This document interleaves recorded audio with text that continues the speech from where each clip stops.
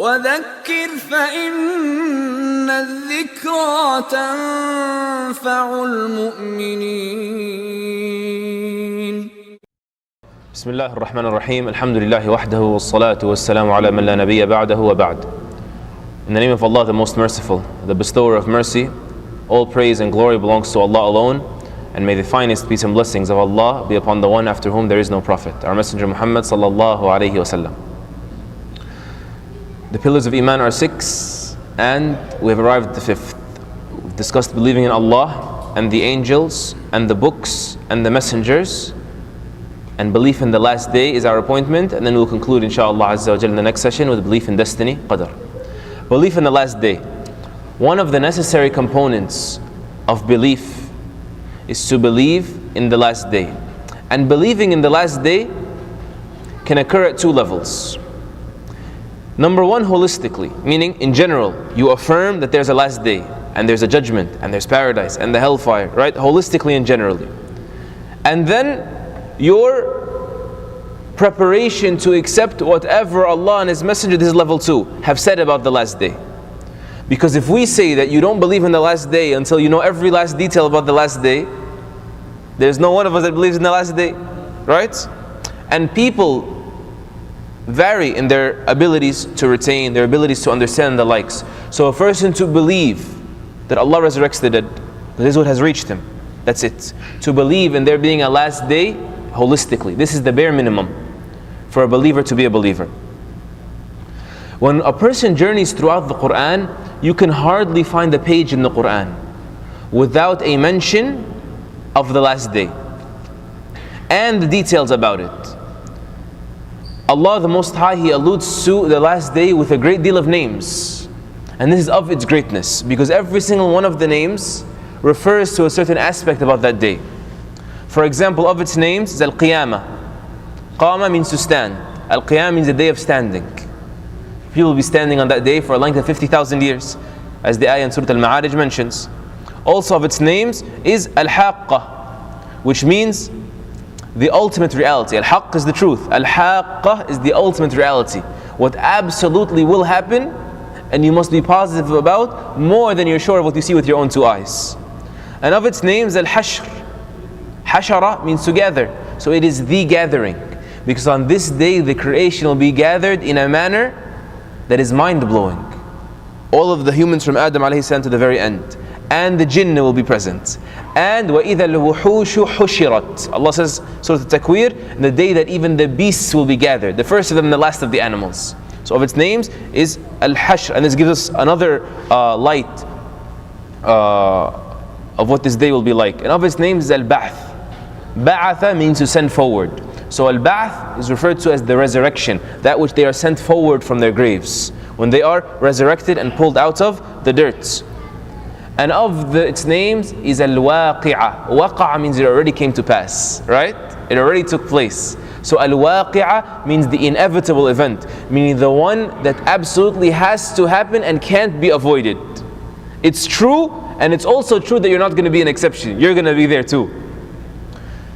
And throughout the Qur'an, one finds that belief in the Day of Judgment is paired up many times, like twins, with belief in Allah. Allah says many times, this is a reminder for those who believe in Allah on the Day of Judgment. لِمَنْ كَانَ يُؤْمِنُ بِاللَّهِ وَالْيَوْمِ الْآخِرِ لِمَنْ كَانَ يُؤْمِنُ بِاللَّهِ وَالْيَوْمِ الْآخِرِ. Why? Because believing in the Day of Judgment in reality is a logical continuum of believing in Allah. How can you believe that Allah is perfect and just, right? And fair and merciful and able if the Day of Judgment is not going to happen? Allah the Most High, He says, أَفَحَسِبْتُمْ أَنَّمَا خَلَقْنَاكُمْ عَبَثًا وَأَنَّكُمْ إِلَيْنَا لَا تُرْجَعُونَ. Do you assume, this is the end of Surah Al-Mu'minun, do you assume that we created you in play? The whole construction of this is just some joke? And that you will not be returned to us? فَتَعَالَى اللَّهُ الْمَلِكُ الْحَقِّ. Exalted is Allah, the true King. Meaning what? Allah is far more exalted over doing something so foolish, just creating you as a joke. You think you're going to be created in play and you're not going to return to us? Glorified is Allah, the true King, meaning above such foolishness. La ilaha illahu, none is worthy of worship but He, Rabbul Arsh al-Kareem. He is the owner of the great throne. The owner of the great throne is going to do something like that. This is the meaning. So to believe that the day of judgment will not come to pass, this is an insult to Allah the Most High. Actually in Sahih al-Bukhari, from the hadith of Abdullah ibn Abbas radiallahu anhuma, the Prophet Muhammad sallallahu alayhi wasallam said that Allah the Most High said, hadith Qudsi, Allah the Most High said, the son of Adam has cursed me and he had no right to do so. And he has belied me, called me a liar, and he had no right to do so. As for his cursing me, is him saying that I took a wife or a child. Glorified I am above taking a wife or a child. And of him belying me is him saying that I will not return him the way he was. You think I can't do it? This is an insult to Allah and a denial of Allah to deny the day of judgment, even logically speaking. And this is why when a person believes in Allah, he will believe in the day of judgment automatically. And that's why some of the scholars said that the day of judgment occurring is known to an honest human being even before Qur'an and Sunnah. Meaning it can be logically expected. And even some of the philosophers that weren't Muslim, they came to this conclusion. They'll say, how do we know God exists? He said, because just the issue of justice. Hitler died and that's it. It can't be, you know. The persecutors of Jesus just died and they got away with it just like that. It can't be. Napoleon did all that he did and then he just, killed himself according to the rumor. Otherwise, it can't be. So even logically speaking, the starvation in the world and the hunger and the difficulties, this can't be the end. There has to be a judgment. There has to be a resurrection because of the human understanding that justice has to come to pass. So Allah is far more wise, right? When you know Him, oh, there has to be a judgment. Allah is far more knowledgeable than for that to be difficult for Him, right? Allah is far more powerful for this to be an obstacle for Him. This is why when Al-As ibn Wa'il al-Sahmi, he came to the Prophet Muhammad, peace and blessings be upon him, and he took bones. He's a disbeliever in Mecca. Took bones that had withered away. Animals slaughtered and dried up. The bones came, the bones turned to rubble. He took them and he threw them in the face of the Prophet sallallahu alaihi wasallam. And he said, Muhammad, you claim that your Lord will resurrect these bones and return them to how they first were? Bring this back to life? So Allah the Most High sent down the verse in Surah Yasin. And He said, وَضَرَبَ لَنَا مَثَلًا وَنَسِيَ خَلْقَهُ قَالَ مَنْ يُحْيِي الْعِظَامَ وَهِيَ رَمِيمٌ. This disbeliever, he struck an example for us. Like he's trying to make Muhammad understand, as if, right? He's telling him, look, you think this is possible? Think, Muhammad. He's saying he struck an example for us and he forgot about himself when he said, who will give life to the bones after they've crumbled? Allah replies in the next verse and says, قُلْ يُحْيِيهَا الَّذِي أَنْشَأَهَا أَوَّلَ مَرَّةٍ وَهُوَ بِكُلِّ خَلْقٍ عَلِيمٍ. Say, it will be given life to by the one that created it the first time, and He has knowledge of His creation. Meaning, why are you using the example of this is dead, it's going to come back to life, while you forgot about yourself? You were dead too, and Allah brought you to life. So even if there was difficulty, the second time around should be even easier. There was a time when you were something never mentioned. The first verse, Surah Al-Insan, هَلْ أَتَى عَلَى الْإِنسَانِ حِينٌ مِّنَ الدَّهْرِ لَمْ يَكُنْ شَيْئًا مَذْكُورًا. Hasn't there come over man a time when he was something that wasn't even mentioned?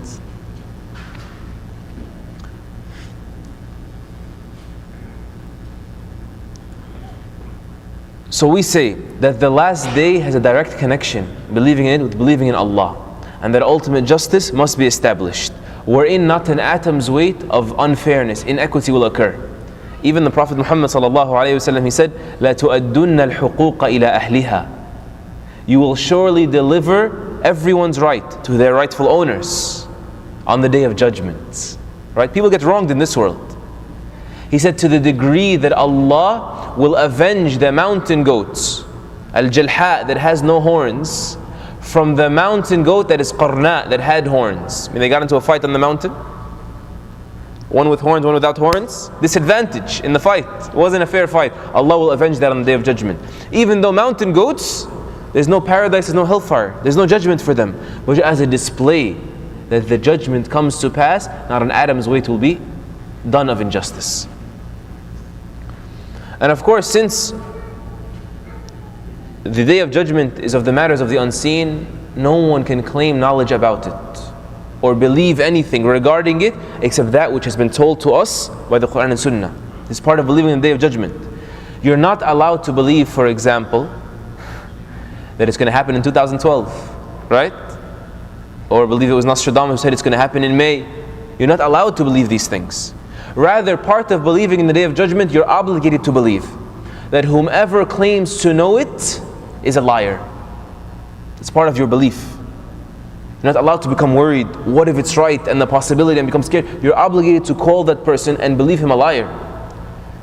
Because Allah the Most High said in Surah Al-A'raf, يَسْأَلُونَكَ عَنِ السَّاعَةِ أَيَّانَ مُرْسَاهَا. They ask you, O Muhammad sallallahu alayhi wasallam, about the hour when it will come to pass. Say its knowledge is with Allah. لا يجليها لوقتها إلا هو. None will bring it forth at its time except Him. And then later on in the verse is lengthy. لا تأتيكم إلا بغتة. Another point of information. It will only come to you suddenly. No one's going to be expecting it. So the knowledge of the appointment of the Day of Judgment, we must believe that is not known by an angel that is near to Allah, nor a prophet that is beloved to Allah. This is something that Allah has kept exclusive to Himself, subhanahu wa ta'ala. Also, the Prophet Muhammad sallallahu alayhi wasallam told us that even though that it's knowledge no one knows but Allah, the signs for it have been given to us by Allah. And this is a manifestation of Allah's mercy. You know, because most of us, we don't constantly remember the judgments or remember death. Rather, we see what's in front of us and we can touch and we can feel, and we believe that we're going to live forever even if we don't admit it.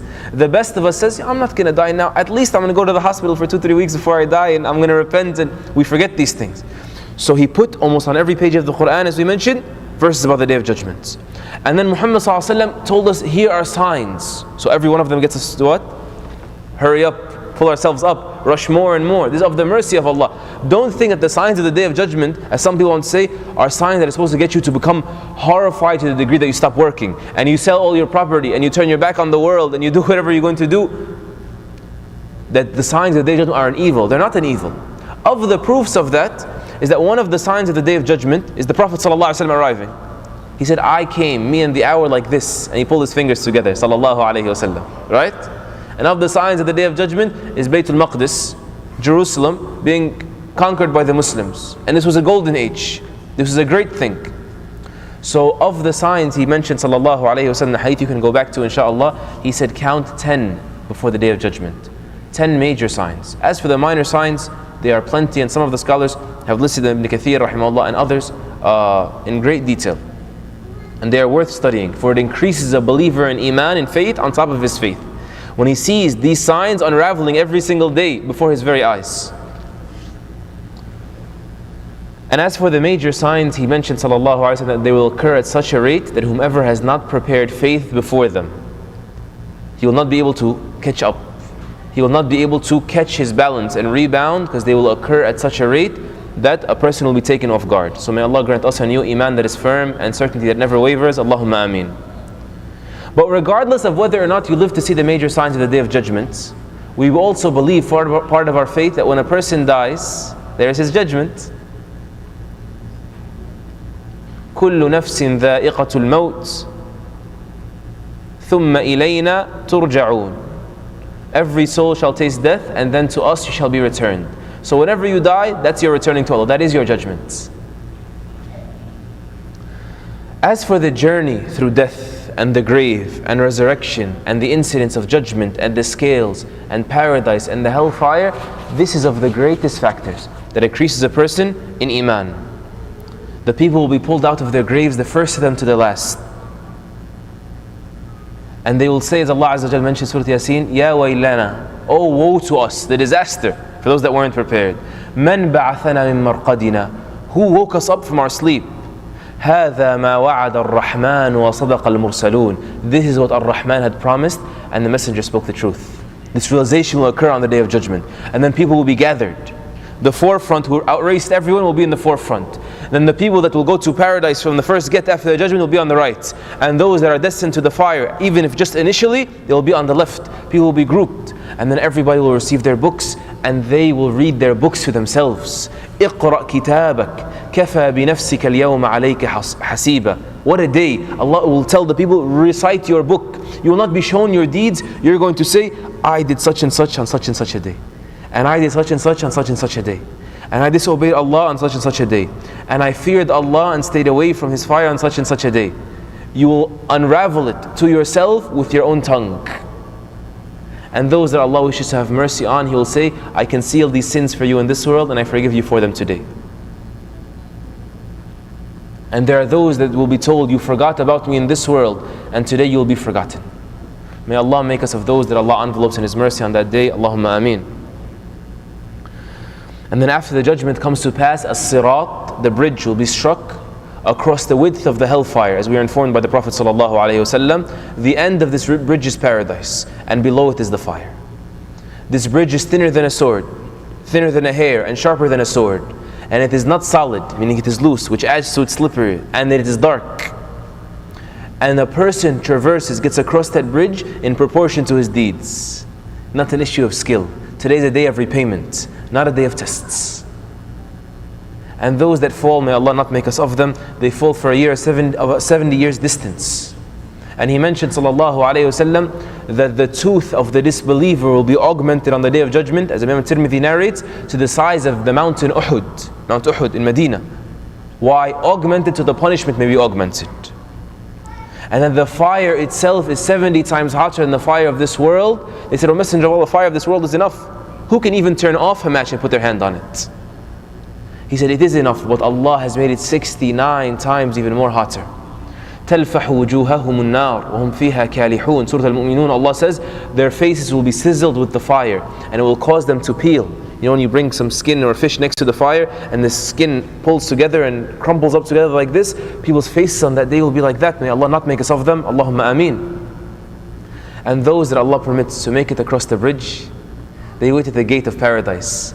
And Muhammad sallallahu alayhi wasallam, it was indicated that only he will be the one to knock on the door, and the gatekeeper of paradise, Ridwan, will tell him, I was commanded to only open for you. And the gates are opened, and the believers that followed him in this world will follow behind him and enter paradise. And they will know where their palaces are, and they will know where their homes are, and they will know where their families are. And in it are rivers of wine, delicious to those that drink it, those that didn't drink it in this world.